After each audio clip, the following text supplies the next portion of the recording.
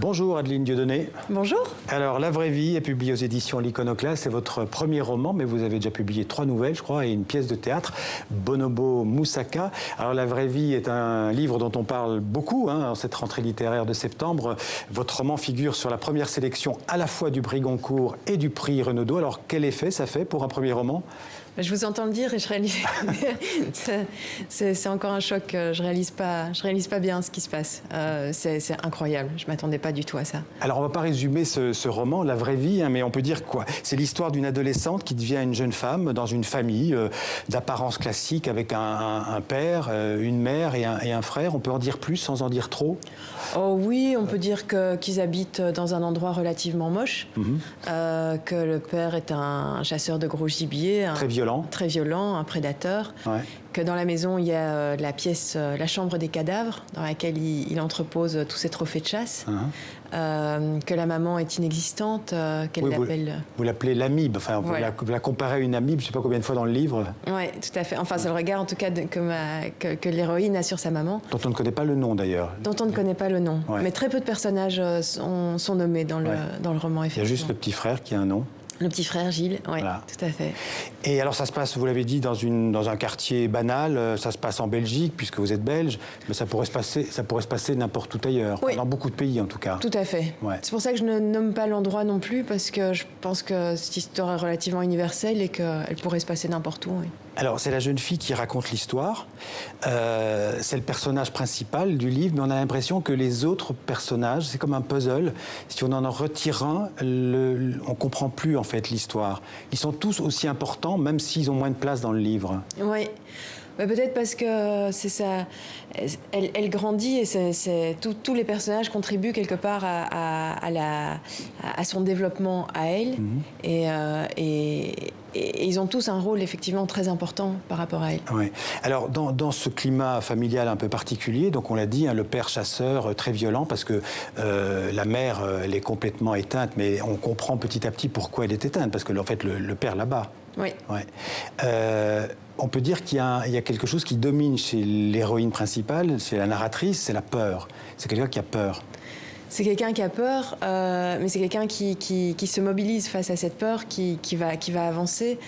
Mais effectivement, elle est terrifiée, ce qui est normal dans le contexte dans lequel elle grandit.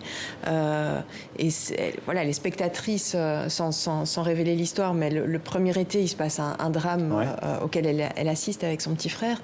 Et qu'il un drame d'apparence banale, puisqu'en fait, ils rencontrent ils vont manger des glaces, mais on ne va pas en dire plus. Voilà. Ça se passe autour d'une petite... Une camionnette de glace, voilà, bon. Tout à fait. Et par contre, le rôle du frère est très important aussi. Oui. Ouais. Il est très important pour elle, c'est-à-dire que finalement dans le livre, il n'est pas si présent que ça, il ne joue pas un rôle prépondérant, mais c'est vrai que pour elle, il est extrêmement important et elle veut le sauver. Il est rongé en fait par un esprit maléfique, on pourrait dire ça, par le mal. Oui. Parce qu'elle, en tout cas avec son regard d'enfant, elle voit comme le mal. Elle pense que la hyène qui est dans la chambre des cadavres, il y a une hyène empaillée. Et elle croit que la hyène colonise la tête de son petit frère. Ouais. Et peu à peu, la hyène représente la mort, représente la menace. Et comme, voilà, on ne va pas le dire, mais évidemment, le petit frère va jouer un rôle très important jusqu'à la toute fin du livre. Moi, j'ai l'impression que c'est un livre sur la naissance du désir. Aussi, bien sûr. En fait, c'est la naissance du désir sexuel de cette adolescente, parce qu'en fait, elle fantasme sur un voisin qui s'appelle le champion, enfin qu'elle appelle le champion, qui est un ancien champion de karaté. Oui. Absolument. Donc ça aussi, vous avez voulu le mettre dans votre livre? Oui, en tout cas, c'est vrai que c'est ce qu'on appelle un roman d'initiation, c'est-à-dire qu'elle passe à l'âge adulte avec la perte de l'innocence, la prise de conscience des dangers, des menaces, la peur, mais aussi l'aspect plus lumineux, son corps qui change et le désir qui apparaît. Le désir et aussi le désir du savoir, de la connaissance, parce qu'elle comment dirais-je, elle aime les sciences et notamment Marie Curie. Absolument, oui. Elle va avoir besoin d'une figure pour avancer, d'un modèle auquel se référer. Et une voisine va lui parler de Marie Curie, donc elle n'a jamais entendu parler, elle ne sait pas qui c'est. Alors elle va se renseigner, elle va découvrir Marie Curie. Et c'est aussi, d'une certaine manière, le désir de, comment dirais-je, de liberté de cette jeune fille. Oui, d'émancipation, Ouais. complètement.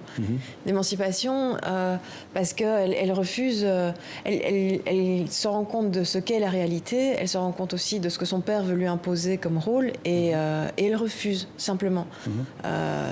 Et Donc elle va c'est une jeune fille très indépendante, Ouais. enfin, en tout cas dans sa tête, très, très volontaire. Très volontaire, très libre. Ouais. Et elle va s'émanciper grâce à son désir, à son érotisme, ça va vraiment jouer un rôle, et aussi au savoir, à la science.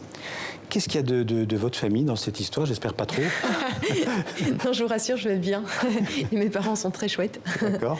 Non, il y a rien d'autobiographique dans C'est l'histoire. l'imagination de la romancière. C'est l'imagination de la romancière. Après, c'est sûr que je peux avoir des niveaux de lecture où je comprends exactement, finalement, en quoi ça raconte ma vie à moi aussi, mais pas du tout, pas du tout au premier niveau. Non, et pas du tout au premier degré. C'est-à-dire, j'ai une enfance très heureuse dans une famille super équilibrée, tout va bien. Merci Adeline Nuzonnet. Je rappelle le titre de votre livre, donc La vraie vie aux éditions L'Iconoclaste, et je pense que vous recevez le prix du roman Fnac ce soir. Oui. Eh bien, bonne chance, et puis bonne chance aussi pour les autres.